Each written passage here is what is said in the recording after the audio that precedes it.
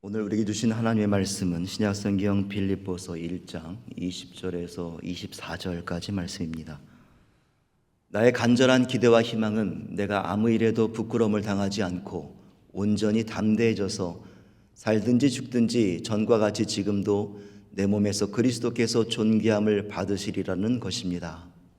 나에게는 사는 것이 그리스도이시니 죽는 것도 유익합니다. 그러나 육신을 입고 살아가는 것이 나에게 보람된 일이면 내가 어느 쪽을 택해야 할지 모르겠습니다. 나는 이 둘 사이에 끼어 있습니다. 내가 원하는 것은 세상을 떠나서 그리스도와 함께 있는 것입니다. 그것이 훨씬 더 나아요. 내가 육신으로 남아있는 것이 여러분에게는 더 필요할 것입니다. 아멘.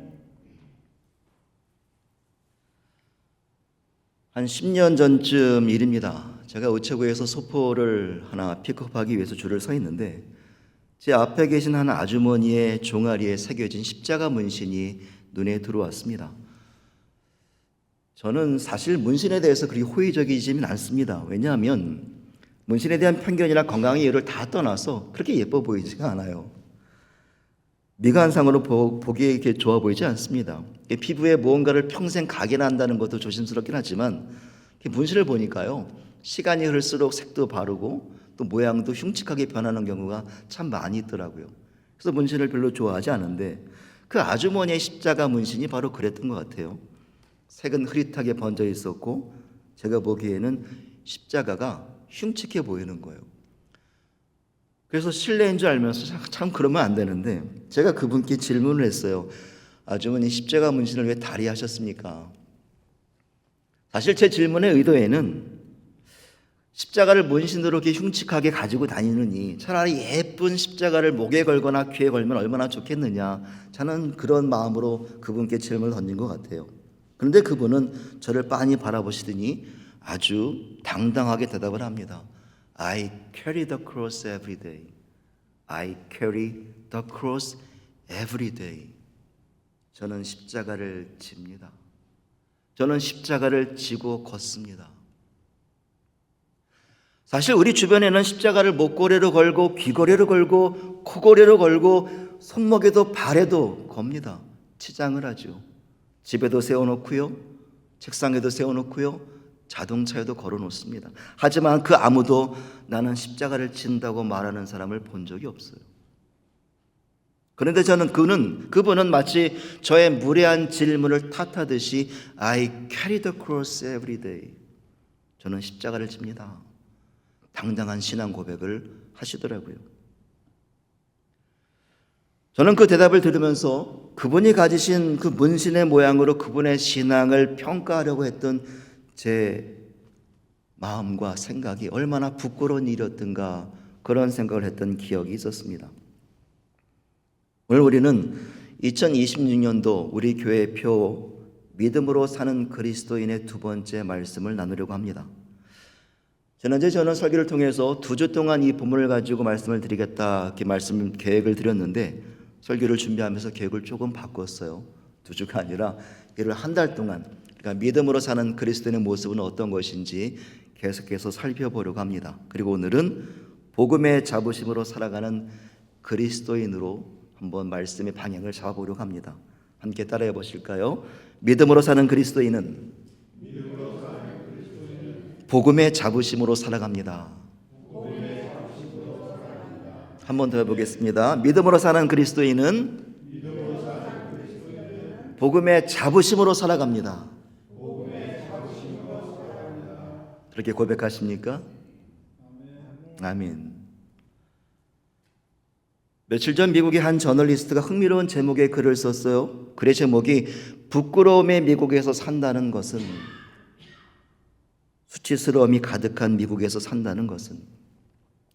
그 글을 보니까 그는 현재 미국의 정책과 수많은 사회적 흐름이 사회적 보편적 이념에서 많이 벗어나 있더라. 그래서 내가 미국 땅에서 미국인으로 살아간다는 것이 참 부끄럽다, 이런 글이었습니다. 요즘 뉴스를 보면은요, 이 부끄러움이라는 단어가 정치적으로 참 많이 쓰이고 있는 것 같아요. 민주당은 공화당이 부끄럽다고 말하고요, 공화당은 민주당이 부끄럽다고 말합니다. 그리고 국민들은 그렇게 싸우고 갈등을 반복하는 정치권이 부끄럽다고 말합니다. 우리의 일상도 크게 다르지 않습니다. 우리는 살아가면서 다양한 종류의 부끄러움들을 마주하죠. 경험하기도 하고 주기도 합니다. 그런데 이런 부끄러움들을 가만히 들여다보면 크게 두 가지 양상으로 나타납니다. 첫째는 죄책감에서 오는 부끄러움이 있어요. 몇 해 전 캘리포니아 한 유명한 대학에서 아주 유능한 한인 교수가 학생들에게 상습적인 불법 행위를 저지른 사건이 있었어요.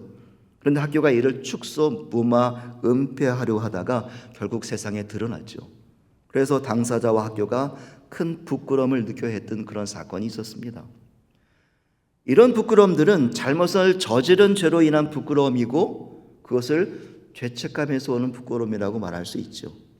그리고 당연한 부끄러움이죠. 그럼에도 불구하고 부끄럽지 않은 사람들은 참 잘못된 사람이지 않습니까? 그런데 이런 죄책감에서 오는 부끄러움 외에도 연약함에서 오는 부끄러움도 있습니다. 가끔 동계올림픽을 보게 되면 눈 한번 경험하지 못하고 눈 한번 만져보지 못한 아프리카 대륙에서 출전한 동계올림픽 선수들이 있어요. 그들이 겨울을 경험해 봤겠습니까? 눈을 만져봤겠습니까? 다른 나라 선수들은 최적의 환경에서 최고의 장비로 훈련을 받고 그 동계올림픽에 출전하는데 그 아프리카 선수들은요, 모든 장비와 모든 시설들이 열악합니다. 그들이 입고 온 장비마저, 가지고 온 장비마저 너무나 초라해 보여요. 그래서 어쩌면 많은 선수들 틈에서 그 선수들의 모습이 때론 초라해 보이기도 하죠. 어쩌면 그 선수들 스스로가 서로 비교하며 부끄러움을 경험할 수도 있을 것 같다는 생각이 들어요. 하지만 사실 그들은 부끄러움의 수치가 아니라 그들이 가지고 있는 스포츠 정신과 열정에 큰 박수를 받아야 마땅한 사람들이죠. 우리는 이렇게 연약함 때문에 때로는 수치스러움을 경험하기도 한다는 거죠. 그러고 보면 이 부끄러움이라는 것은요, 우리가 어떤 상태에 놓여져 있는 그런 상태의 문제가 아니라 누군가 어떻게 바라보느냐의 시선의 문제에 달려있기도 합니다. 내가 어떤 눈으로, 어떤 기준으로 나를 보느냐에 따라서 내가 부끄럽느냐, 부끄럽지 않느냐가 결정된다는 거죠. 그런데 불행하게도 오늘날 대부분의 사람들은요, 많은 사회와 사람들이 정한 그 기준에 자신을 맞춥니다.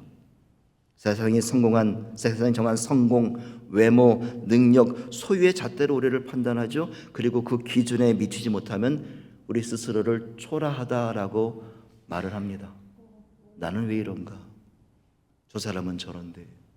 그런 초라함을 많은 사람들 속에서 느끼고 살아간다는 거죠. 그런데 문제는 이러한 세상의 시선이 우리 신앙에까지 영향을 미친다는 거예요.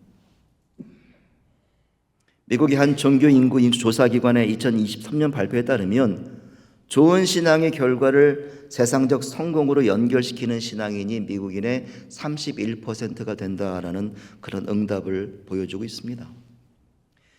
이 답변을 조금만 뒤집어 본다면 오늘 많은 기독교인들이 세상에서 성공을 이루지 못할 때 신앙생활이 위축된다는 거예요. 다시 말해서 사회적으로 성공한 것처럼 보여야 저 사람은 신실한 믿음이 있구나. 그런 믿음 때문에 저렇게 성공한 것이지. 이렇게 바라본다는 그 개념이 교회 안에 들어와 있다는 것입니다. 신실한 믿음 있는 사람으로 성공한 사람이 동일시되는 그런 신앙관과 교회관이 많은 교회들 안에서 보여지고 있다는 거죠. 그래서 교회적으로도 우리 교회가 작으면, 재정이 부족하면, 성도가 많지 않으면 우리 교회가 부끄럽고 내가 부끄럽기 때문에 다른 이에게 교회 얘기하기가 조금 주저하게 되더라. 그렇다는 것입니다. 그런데 오늘 본문에서 사도 바울은 그러한 그릇된 세상의 시선을 아주 완벽하게 뒤집는 고백을 우리에게 보여주고 있어요. 바울은 오늘 본문 빌립보서 1장 20절에서 이렇게 고백합니다. 나의 간절한 기대와 희망은 내가 아무 일에도 부끄러움을 당하지 않고 온전히 담대해져서. 지금 바울은 감옥에 있습니다. 물론 이 빌립보서를 기록한 당시는요, 죽음을 앞둔 로마의 지하 감옥은 아니었어요. 집안에서 갇혀있는 가택연금의 상태였습니다. 하지만 그 당시가 기독교 박해가 계속해서 심해지던 때였거든요. 그러니까 바울의 앞날을 알지 못하던 그러한 때였습니다. 예측할 수 없는 때였죠. 그는 복음을 전하다 핍박을 받았고 억울하게 매를 맞았고 지금은 수감된 상태인 거예요. 세상의 눈으로 보면 바울의 모습은요, 모든 면에서 실패자의 모습입니다. 사회적 지위도 물질적 안정도 사람들의 칭송도 하나 없는 그야말로 수치스러움과 부끄러움의 상황에 처지였다는 거죠. 그런데 바울은 그 상황 속에서 자신이 어떤 일에 처해지든지 부끄러워하지 않겠다라고 고백합니다. 현실에 가진 초라함에 나는 눌리지 않겠다라는 아주 당당한 선포를 보여주고 있어요. 그것이 가능했던 이유는 바울은 자기 자신을 바라보는 시선을 완전히 뒤바꿨기 때문이에요. 세상의 기준에 따라 자신의 인생과 성공의 실패를 가늠했던 것이 아니라 그가 믿고 신뢰하는 하나님의 시선으로 자신을 보았다는 거예요. 세상 속에서 자신의 위치를 확인한 것이 아니라 하나님의 역사 안에서 자신이 어떻게 움직이고 있는지, 자신이 어떻게 속해 있는지, 앞으로 어떻게 굳건해지고 어떻게 세워질 것인지 영광스러운 모습으로 자신을 보기 시작했다는 것입니다. 그의 믿음의 시선이 그가 가진 부끄러움의 환경을 극복하는 놀라운 신앙을 우리에게 보여주고 있는 것이죠. 여러분, 우리가 느끼는 이 부끄러움이라는 감정을 곰곰이 생각해 보면은요, 내가 절대적으로 믿고 의지했던 것들이 나를 배신할 때 찾아옵니다. 생각해 보세요. 내가 물질을 믿고 따를 때 그것이 나를 지켜준다고 그렇게 확신했는데 그 물질이 나에게서 멀어질 때 나는 초라함을 느껴요. 부끄러움을 느끼습니다. 내 능력과 힘을 의지했는데 실패하면 내 자신이 부끄럽습니다. 사람들의 인기를 바라고 희망했는데 그 인기가 식어지면 견딜 수 없는 수치심과 상실감을 느껴요. 그럼에도 우리가 살고 있는 세상은요, 계속해서 우리로 하여금 이런 것들을 신뢰하라고 말합니다. 쟁취하라고 말합니다. 가지고 있으라고 말을 해요. 하지만 그러한 모든 세상의 것들은요, 결코 우리에게 영원한 안정을 가져다 줄 수가 없습니다. 러시아의 데모노 푸시킨이 어느 한겨울에 모스크바 광장을 걸어갔는데 거기에서 누더기를 걸친 앞을 바라보지 못하는 소경 한 분을 만나요. 푸시킨은 그 거린에게 돈을 준 형편을 대지 못해서 대신 글귀 하나를 써서 그의 등 뒤에 붙여줍니다. 그리고 며칠 후에 다시 그 거린을 만났는데 그 거린은 내 등 뒤에 붙어있는 그 글귀 때문에 많은 사람의 도움을 받았다면서 도대체 무슨 글을 적었느냐고 묻습니다. 그때 푸시킨이 대답을 합니다. 제가 쓴 글은 별 얘기 아닙니다. 겨울이 왔으니 봄도 멀지 않으리라 라는 간단한 말이죠. 아마도 선생님 등 뒤에 있는 제 글이 많은 사람들이 겪고 있는 그 겨울을 이겨낼 희망으로 바라보았던 모양입니다. 푸시킨이 썼던 그 글에는 희망을 이야기하고 소망을 이야기했지만, 내일을 이야기했지만, 동시에 우리가 살고 있는 이 세상은 너무나 차갑고 불안하고 두려움이 가득하다는 것을 의미합니다. 그래서 그는 너무나 유명한 이러한 시를 남기죠. 삶이 그대를 속일지라도 슬퍼하거나 노여워하지 말라. 우리가 살아가고 있는 이 세상은 때로 강력하고 영원할 것 같지만 실상은 우리를 날마다 속이고 때마다 배신하며 조롱하는 것들로 가득 차 있습니다.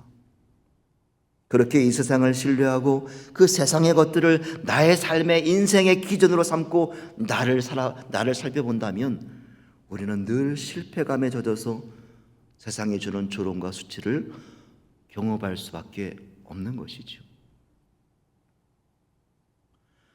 그래서 오늘 바울의 고백은 우리에게 엄청난 신앙의 승리 원리가 됩니다. 우리를 속이는 세상이 아니라 우리가 신뢰하는 하나님을 내 인생의 절대 기준으로 삼으라는 거예요. 왜냐하면 하나님을 신뢰하는 사람은 환경이나 상황에 의해 평가받는 것이 아니라 하나님의 은혜와 사랑 속에서 가장 존귀한 자녀로 인정받기 때문입니다. 우리가 세상 속에서 실패하고 자꾸 초라함 속에 있을지라도 하나님은 우리를 회복시키시고 세워가신다는 것이지요. 그것이 바로 우리가 고백해야 하는 영적 진리입니다. 그래서 로마서를 보면은요, 바울은 이 땅에서 우리가 부끄러워해야 할 것과 부끄러워하지 말아야 할 것을 명확히 구분하여 우리에게 설명합니다. 먼저 로마서 6장 21절 말씀을 함께 읽겠습니다. 너희가 그때에 무슨 열매를 얻었느냐? 이제는 너희가 그 일을 부끄러워하나니 이는 그 마지막이 사망이라. 이 말씀에 등장하는 그 일이라는 말은 하나님을 알기 전에 죄와 세상의 가치를 기준으로 살아가던 그 이전의 일, 이전의 삶을 말합니다. 바울은 아주 단호하게 말을 하죠. 우리가 진짜로 부끄러워할 것이 있다. 내가 진짜로 부끄러워해야 할 것은 하나님을 믿기 전의 삶이야. 즉 구원이라는 놀라운 소망이 나에게 찾아왔음에도 불구하고 여전히 세상의 방법들을 사랑하고 그 기준을 좇으며 그것을 신앙의 성공의 인장 착각하는 어리석은 모습이야말로 부끄러운 모습이야. 왜냐하면 그 죄의 열매를 쫓는 그 길의 끝에는 사망밖에 남지 않아. 이것을 전해주고 있는 것입니다. 이 말씀에 비추어 오늘날의 우리의 삶을 돌아보십시오. 그런데 우리의 모습은 어떻습니까? 얼마나 역설적으로 살아갑니까? 정작 하나님 앞에서 죽음에 이를 그 죄와 연약함에 대해서는 부끄러워하지 않으면서 세상의 평가와 비교 속에서는 남보다 조금이라도 부족하거나 초라해 보이는 모습에 너무나 쉽게 수치심을 느낍니다. 저는 오늘날 만연한 많은 문화 현상 가운데 참으로 기괴하다고 느껴지는 것이 하나 있습니다. 참 기괴하다고 느껴져요. 바로 전 세계 젊은이들이 열광하는 플렉스 문화입니다. 들어보신 적 있으십니까? 플렉스. 그들은요, 스스로를 부자처럼 보이기 위해 자신의 모습을 과장하고 과시합니다. 빚을 내서라도 최고급 호텔을 가고요, 명품 가방을 사고 해외여행을 가면서 그 모습을 과시합니다. 그리고 나 오늘 플렉스 했어 라고 이야기를 합니다. 그리고 그 모습들을 열광하며 쫓는다는 거예요.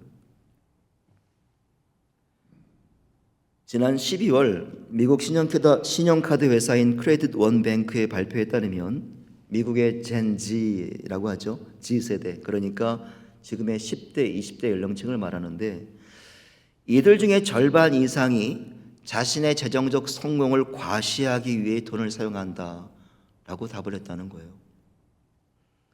그들이 신용카드를 사용하는 목적이 고급 아파트에 살고 미슐랭 레스토랑에 가고 명품을 사고 고급 해외여행을 하면서 사진을 찍어서 자랑하는 것에 있었다.